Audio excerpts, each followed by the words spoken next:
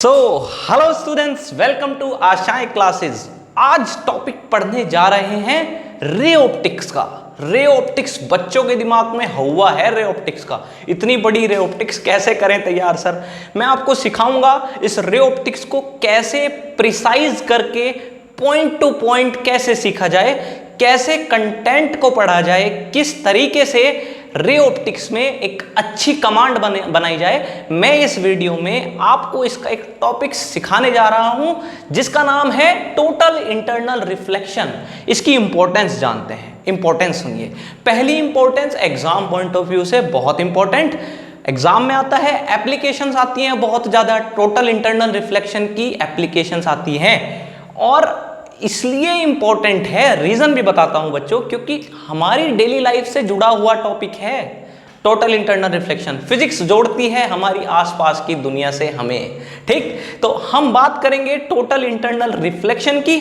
क्या होता है, कैसे होता है, इस वीडियो में आप एंड तक देखिए, हर चीज जान जाएंगे टोटल इंटरनल रिफ्लेक्शन से जुड़ी हुई मैं आपको सिखाऊंगा। चलिए देखते हैं बच्चों टोटल इंटरनल रिफ्लेक्शन क्या होता है। चलिए मैं आपको एक बात क्लियर करता हूं, ध्यान से सुनना है, ध्यान से सुनना है। टॉपिक का नाम है जी टोटल इंटरनल रिफ्लेक्शन। क्या नाम है टॉपिक का?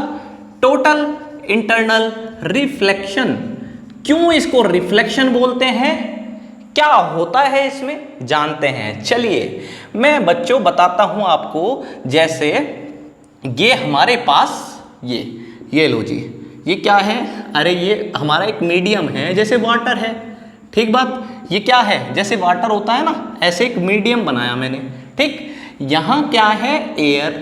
ठीक, यहां क्या है? एयर। इस मीडियम का नाम ए है। एयर का नाम क्या है? ए। ये एक कंटेनर मान सकता हूं ऐसे, बहुत सिंपल सी बात। क्या मान रहा हूं? कंटेनर। अच्छा, इसके मीडियम का नाम बी है। ठीक, इस मीडियम का नाम क्या है? बी। ठीक, अच्छा, अगर लाइट, ध्यान से सुनना है, ध्यान से सुनना है आज का टॉपिक जिसका नाम है टोटल इंटरनल रिफ्लेक्शन। चलो सिखाता हूं बच्चों। देखो अभी क्या किया मैंने कहा यहां एक नॉर्मल ड्रॉ की, कर दी नॉर्मल ड्रॉ। मैंने कहा अगर बच्चों यहां पे ऐसे करके अंदर से डेंसर मीडियम से, ये डेंसर मीडियम है, ये कैसा मीडियम है? डेंसर। ये कैसा है? रेयर। जब भी लाइट डेंसर से रेयर में जाती है, ये एंगल आई है जो नॉर्मल ने बनाया है। कहां पे? किसके साथ? इंसिडेंट रे के साथ। ठीक, जब लाइट डेंसर से रेयर में जाती है तो light away from the normal हो जाती है। क्या हो जाती है? Away from the normal. तो बेटा ये लाइन जी ऐसे हो जाएगी क्या? हाँ हो जाएगी सर, बिल्कुल सही बोल रहे हो आप तो ये बात। अच्छा फिर आगे बढ़े, चलो देखते हैं। अगर मैं इसी फिगर में ये इंसिडेंस एंगल थोड़ा बड़ा कर दूं, देखो पहले 30 पे था, पहले कितना एंगल लिया? 30। मैंने क्या किया? मैंने एंगल ऑफ इंसिडेंस 50 कर दिया। ठीक, तो जो एंगल आर है वो अवे फ्रॉम द नॉर्मल वाला जो होता था ना, अगर मान लो ये 30 था और ये 40 आ रहा था, सेम टाइम अगर मैं ये 50 कर दूं तो मैं देखता हूं ये वाला जो एंगल है ये ऐसे हो जाएगा, यानी कि ये भी बढ़ जाएगा। इंसिडेंस बढ़ाएं तो ये जो एंगल है ये भी क्या हो गया? बढ़ गया। डेंसर से रेयर में जा रहे हैं, अवे फ्रॉम द नॉर्मल तो होना ही है। मैं बोल रहा हूं जब आप एंगल ऑफ इंसिडेंस की वैल्यू बढ़ा देते हो तो क्या होता है? आर भी बढ़ जाता है। आ रहा है ना समझ में? चलो मैं बात करता हूं आगे की, सिखाता हूं। चलिए मैं बोल रहा हूं, मैं इस मीडियम को ऐसे, इसे मिटा देते हैं थोड़ा सा। चलो यहां देखते हैं, ये बनाया।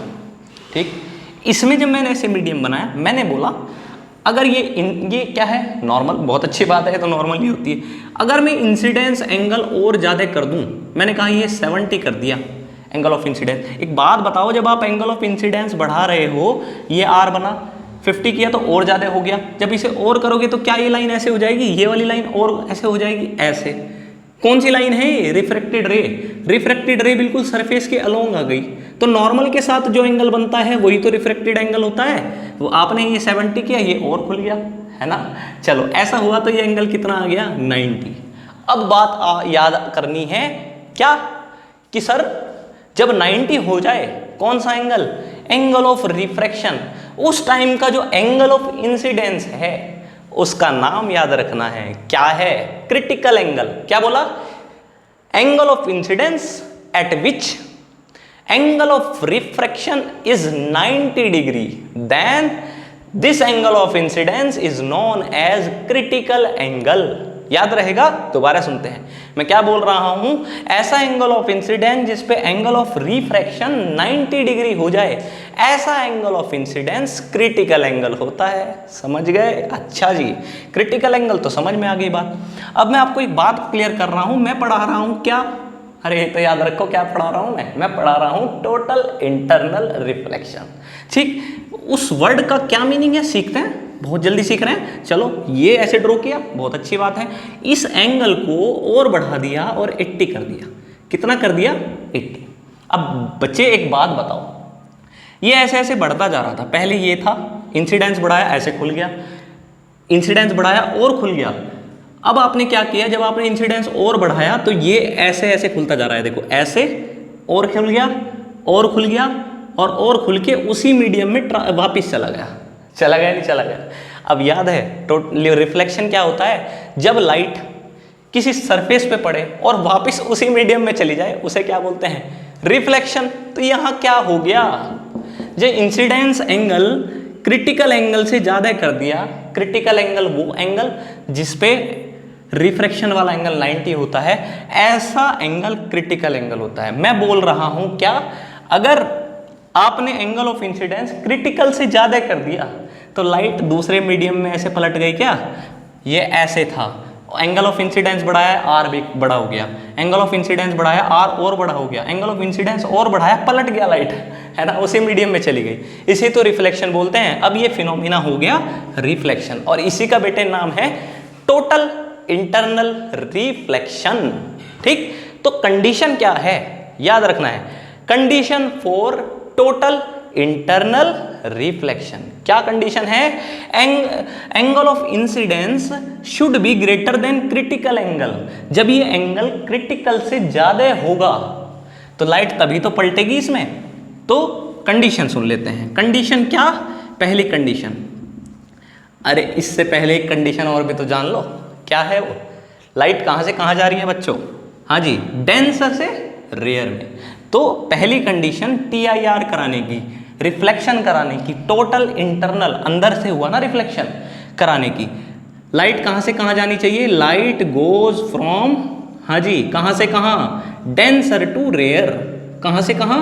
Denser to rare medium.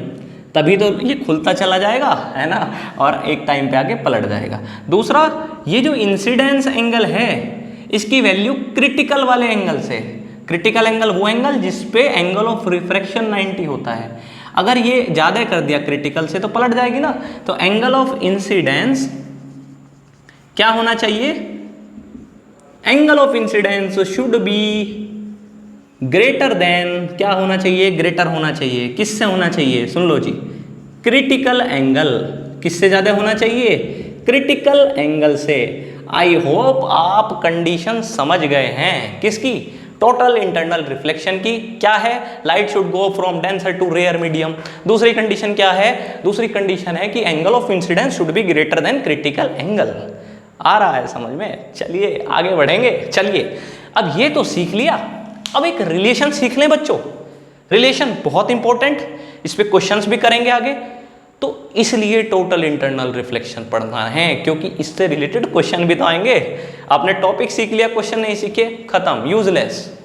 क्या कर रहे हैं? टॉपिक सीखेंगे, क्वेश्चंस करेंगे, न्यूमेरिकल प्रॉब्लम करेंगे, प्रीवियस ईयर पेपर करेंगे, सब चीजें करेंगे, और जब एग्जाम में जाएंगे तो बिल्कुल एक सॉलिड फाउंडेशन के साथ जाएंगे, चाहे कैसा भी क्वेश्चन आ जाए करके दिखाएंगे। ठीक, चलिए अब मैं बात करता हूं कि जी रिलेशन बता दो। क्या चीज? रिलेशन बता दो। किसकी? क्रिटिकल एंगल की। किसकी? क्रिटिकल एंगल की। किसके साथ? रिफ्रैक्टिव इंडेक्स के साथ। हाँ जी, क्या बोला? रिफ्रैक्टिव इंडेक्स के साथ रिलेशन बता दो। किसकी? क्रिटिकल एंगल की। तो टॉपिक जल्दी से सीखते हैं, टॉपिक का नाम सीखते हैं। रिलेशन बनानी थी भैया, किसकी बनानी थी रिलेशन? जल्दी जल्दी से सीखना है। क्रिटिकल एंगल, ठीक बात, क्रिटिकल एंगल और हाँ जी किसके साथ? Critical angle and refractive index. किसके साथ जी? रिफ्रैक्टिव इंडेक्स के साथ। सर ये तो बहुत हार्ड सा लग रहा है। अरे बहुत सिंपल है, देखते जाना है, कराता जाऊंगा, हार्ड भी चीज़ सिंपल बना दूंगा, बस देखते जाना है अच्छे से। चलिए कैसे करें मैं बताता हूँ। आप एक बात बताओ, यहाँ पे ये बनाया मैंने डेंसर मीडियम। क्या बनाया जी? डेंसर मीडियम, बहुत अच्छी बात है। ये बनाया मैंने एक लाइन, बहुत अच्छी बात है। अब बेटा अगर डेंसर मीडियम में एंगल आई था, डेंसर मीडियम में एंगल आई था, जब लाइट बाहर जाएगी तो ये एंगल ऑफ रिफ्रैक्शन होता है क्या? हाँ जी होता है। मीडियम का नाम इसका बी है, इसका ए है। तो लाइट बेटे कहाँ से कहाँ जा रही है? बी से ए में। तो पता है रिफ्रैक्टिव इंडेक्स किसका निकलता है? बहुत गहराई की बात बता रहा हूँ। लाइट कहाँ जा रही है? बी से ए में। तो पता है कैसे लिखते हैं? ऐसे लिखते हैं। रिफ्रैक्टिव इंडेक्स निकालना है जहाँ लाइट जाती है। कहाँ जा रही है लाइट? मीडियम ए में, तो मीडियम ए किसके रेस्पेक्ट में निकालें? बी के। बहुत सही बात। फॉर्मूला क्या है? Sine i upon sine r. ये बेसिक फॉर्मूला है बच्चों। इतनी बात समझ में आती है? हाँ जी आती है। अब मैंने बोला इफ इंसिडेंस एंगल बराबर क्रिटिकल एंगल है। ये एंगल किसके बराबर है? क्रिटिकल एंगल के। याद है क्रिटिकल एंगल क्या था? क्रिटिकल एंगल पे एंगल ऑफ रिफ्रैक्शन कितना हो जाता था? ये 90 हो जाता था। तो आई कितना लिया? सी। तो आर कितना लूं? अरे 90 तो लोगे। चलो तो ए और यहाँ क्या? बी। साइन आई की जगह क्या? Sign C. आर की जगह क्या? साइन 90।